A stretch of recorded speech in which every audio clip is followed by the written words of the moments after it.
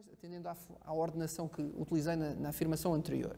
Tem a vantagem de eu não me perder numa imensidão de fontes.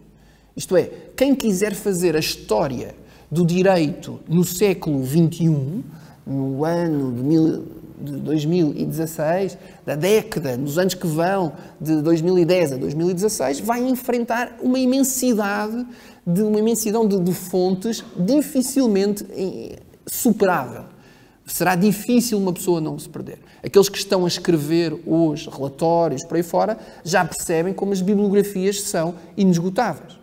O que faz com que fiquemos sempre condicionados nas nossas escolhas, nas nossas leituras, por conselhos que nos deram. Leia isto, não leia aquilo. Um exemplo paradigmático. Eu trago-vos aqui uma folhinha, tem alguns nomes, mas não tem muitos mais. Quem se preocupasse sobre estas matérias apenas por esta folha, ficava necessariamente sujeito àquilo que eu aqui digo. E, nessa medida, não ia para além de meia dúzia de nomes, por assim dizer, de uma perspectiva específica do problema.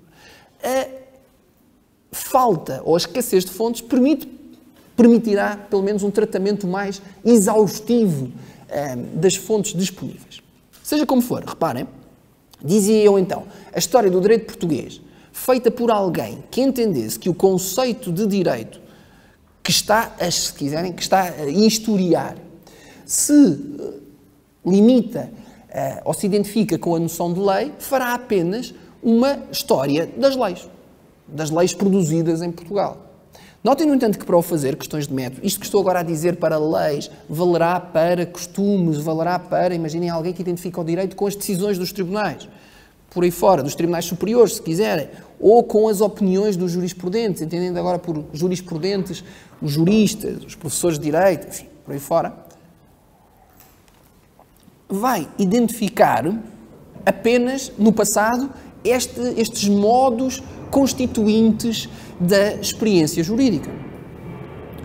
Percebem, por isso, que dependendo da concepção de direito que se adote, faremos diferentes histórias do direito. E agora, misturando, e aqui um parênteses, também porque a minha preocupação aqui é a de ilustrar aquilo que estou a dizer. Um dos aspectos que vamos ver lá mais para a frente, aqui na nossa exposição, é o de uma eventual distância que separa na própria pessoa, no próprio investigador, o discurso que faz sobre o método, no caso, este discurso que eu estou a fazer, e a minha prática historiográfica, isto é, no momento em que eu estou a investigar, estou eu a adotar fielmente um método ou existe uma distância? E a distância que existe é porque eu não fui capaz de adotar o método ou há necessariamente uma distância entre formular um método e tentar seguir um método, ou de outro modo,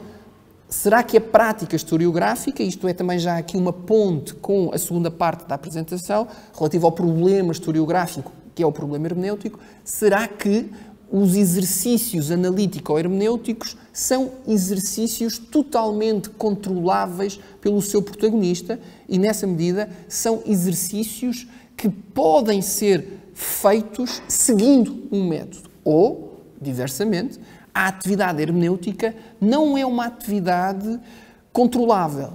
Isto é, ao atribuir um sentido a qualquer realidade simbólica, a qualquer enunciado discursivo, eu não sigo um método. Eu faço quase que naturalmente, agora há aqui um problema com as palavras, naturalmente, intuitivamente, instintivamente, mas não vejam aqui uma aversão necessária a um método. Eu simplesmente mal observo, estou a interpretar e por isso não controlo que momento do método é que estou a seguir. Já lá vamos. E aí está uma distinção que é relevantíssima e não será apenas relevante na historiografia jurídica, mas também, possivelmente, na própria prática judicativa, uma distância entre a hermenêutica filosófica, a hermenêutica como filosofia, explicativa do que seja o viver humano, e a hermenêutica pensada como um método para uma específica atuação no momento desse viver humano. Mas, voltando ao ponto possivelmente não àquele em que estava, ou não exatamente àquele em que estava, se eu escolher qualquer uma destas concessões do direito, imaginem, isso não faz com que eu não tenha, por outro lado, que recorrer a questões de método. E dependendo do conceito que eu faça, ou do método que eu julgo adotar, vejam como eu tenho logo dificuldades em perceber o que é uma lei, ou o que é um costume, ou o que é uma decisão judicial. Isto é, eu identifico a história do direito, imaginem, com a história das leis. Isso obrigar-me-á a escolher um conceito de lei, a identificar o que é a lei. E é certo no sentido em que tem sido feito. Isto é, há historiadores que procuram fazer uma história da lei, desde a experiência romana até aos nossos dias.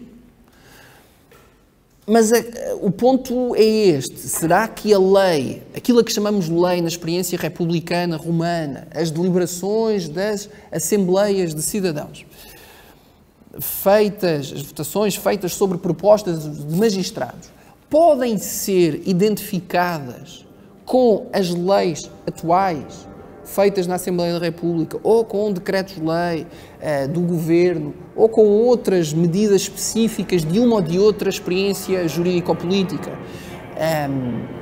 É esse o ponto. Isto é, o facto de eu dizer que estou a fazer uma história das leis não resolve por si só a questão do objeto. Eu preciso ainda de identificar o que é que entendo por lei. Então vejam como uma questão de método vai acabar por influir na determinação do meu objeto. Isto vale para lei, vale para costume, vale para por aí fora. Mas imaginem que aquilo que eu estou a fazer agora é uma história, já não aquilo a que chamamos habitualmente... Enfim, aqui mais um parênteses. Eu estou a saltar muitos aspectos, nem sequer os mencionei aqui, na medida em que a maioria de vocês está no mestrado, no pós-graduação, no doutoramento em História do Direito e já terá lido com certeza a classificação da história, a história interna, ou a história do conteúdo, a história externa, ou a história das fontes e ainda a história do pensamento jurídico.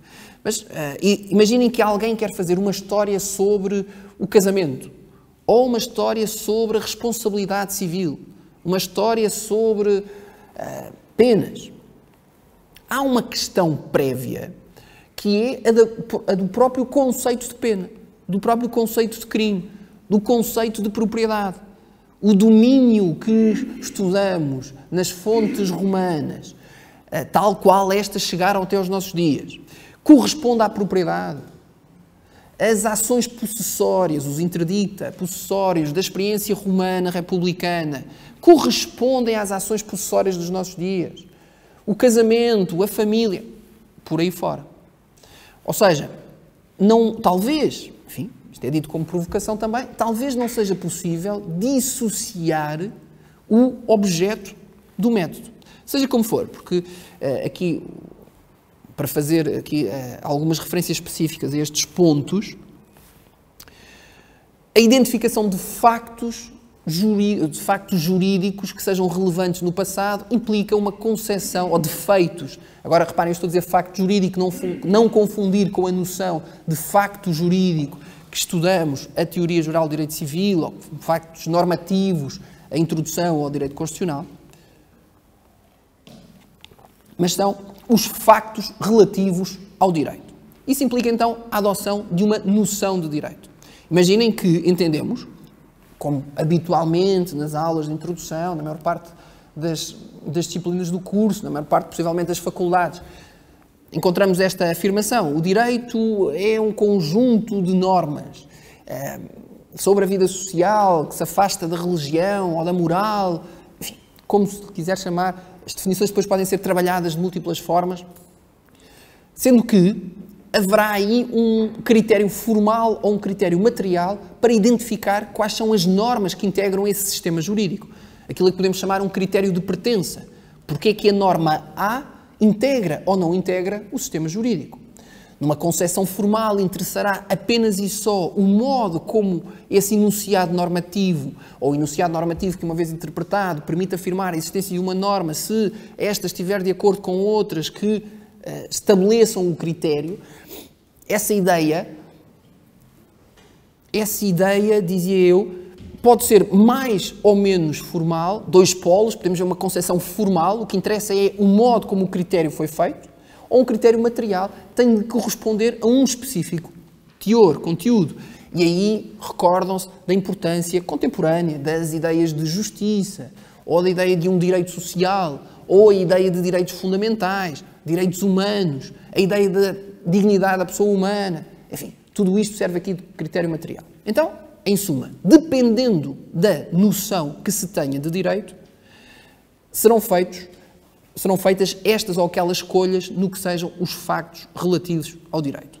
Este exercício é um exercício que qualquer um de nós pode fazer sem olhar para o passado, sem ver o que tem sido a história do direito entendida como disciplina universitária. Encontram aí essa referência, final de 2.2, a história do direito como disciplina científica diferentemente entendida e cultivada. Se olharmos para trás, para os últimos 200 anos, o que nós vemos são diferentes histórias do direito, porque diferentes também as concepções de direito adotadas pelos diferentes autores.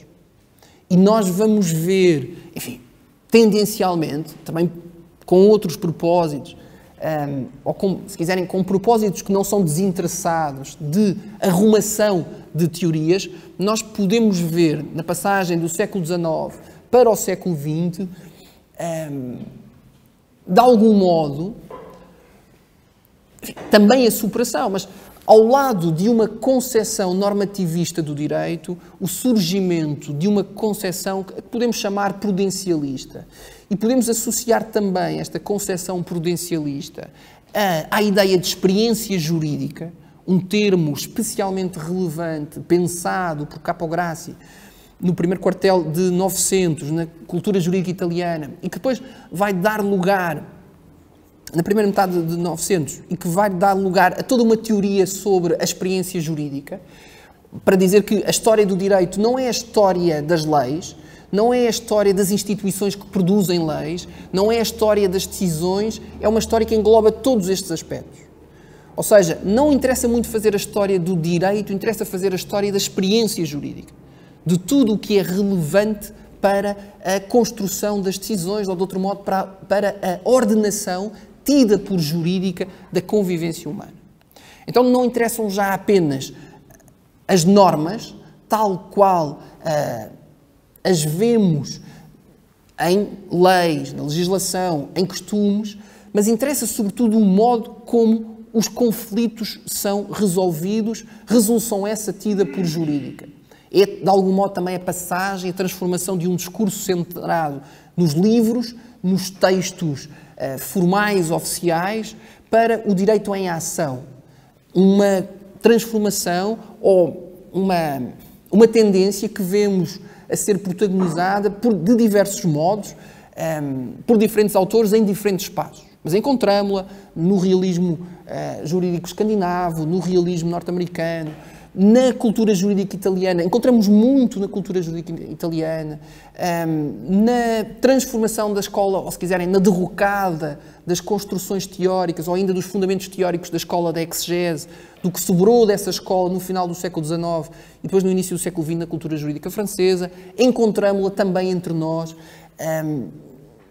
de modos diferentes, com primeiros momentos, de algum modo, desde logo na reflexão de Mereia, de Manuel Paulo Mereia, e logo, precisamente, de um historiador do direito, mas depois, sobretudo, na segunda metade do século XX, em Coimbra, com o professor Castanheira Neves, em Lisboa, de um modo diverso, pelo professor Ascensão, pelo professor Menezes Cordeiro, e no que respeita, em particular, aos nossos estudos de historiografia jurídica, muito pelo professor Rui de Albuquerque, pelo professor Martim de Albuquerque e pelo professor António Manuel Espanha.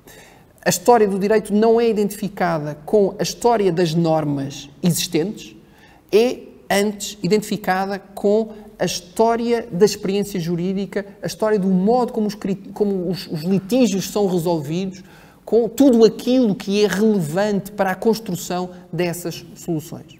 O que permite também perceber que a história do direito é, sobretudo, pensada como uma história do discurso jurídico, ou, no plural, dos discursos jurídicos, daquilo que possa ser visto como um pensamento jurídico. A história do direito engloba as fontes, os conteúdos do pensamento jurídico, a tal ideia da história interna, da história externa e da história das mentalidades, do pensamento jurídico, mas nós adotamos estas fontes e não outras porque houve propostas nesse sentido. Houve teorizações que o defenderam, que foram adotadas, que foram ensinadas. Os conteúdos são estes e não outros porque alguém os propôs.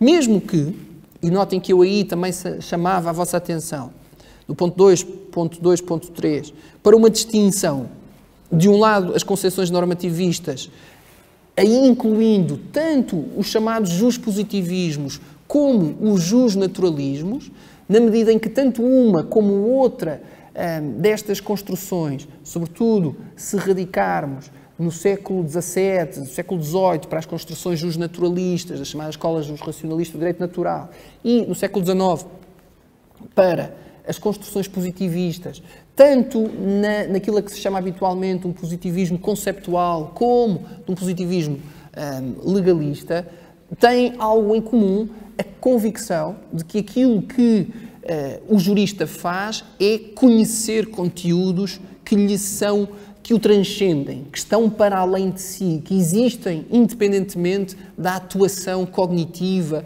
do jurista. Enquanto que, do outro lado, na construção prudencialista, aquilo que encontramos é a afirmação do direito como uma realidade a constituir, que vai sendo constituída. Fala-se da realização do direito, fala-se da produção de soluções, de discursos, fala-se de uma atividade criativa, fala-se de poiesis, de um discurso também performativo. E este tema é também hoje um tema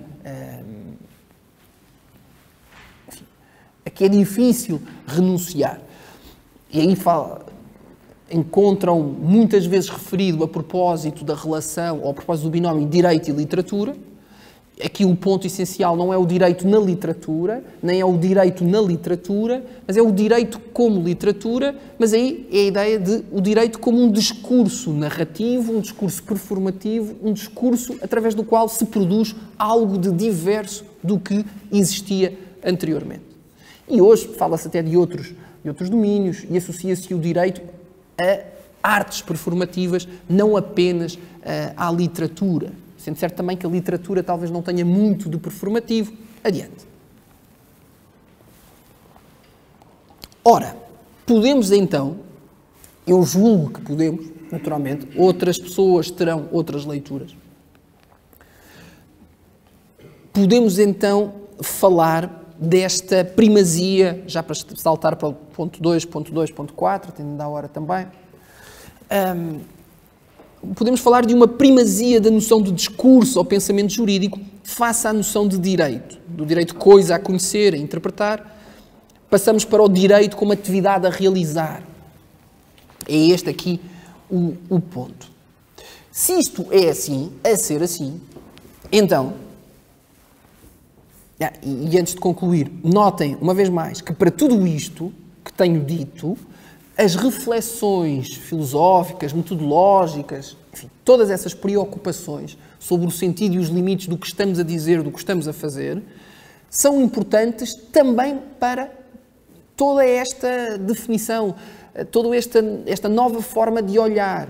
Os vários autores que ao longo do século XX foram propondo novos modos de configurar o jurídico, fizeram-no fruto de reflexões filosoficamente orientadas. Não vale a pena termos qualquer ilusão quanto a isso. Ou seja, algo que para nós hoje é uma evidência resultou de uma construção teórica, isto é, de uma nova forma de olhar para algo, atribuindo-lhe sentido, propondo novas leituras, por aí fora. Mas então dizia, daqui parece resultar o pensamento jurídico como o efetivo objeto da história do direito. Quais é que são os factos jurídicos? Os factos jurídicos, ou de outro modo, os factos jurídicos podem ser todos eles, ou os feitos jurídicos, os feitos do passado, relevantes para uma memória histórica, relativos ao jurídico, ao fenómeno jurídico, podem todos eles ser reconduzidos a discursos jurídicos. A discursos, para já podemos reservar o jurídico para mais tarde. A discursos Falar de discurso, notem que depois temos aqui palavras próximas, mas podíamos dizer a pensamentos.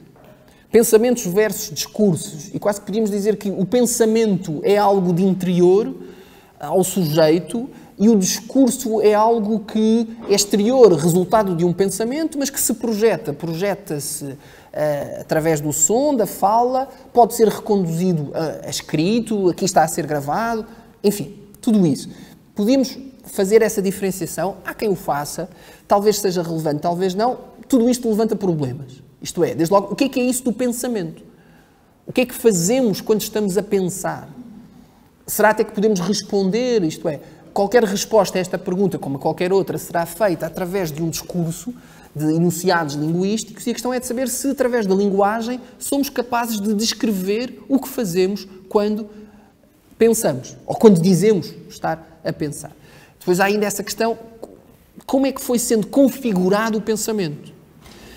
E têm das vossas experiências de leituras, de textos filosóficos, de história da filosofia, têm memória de divergências.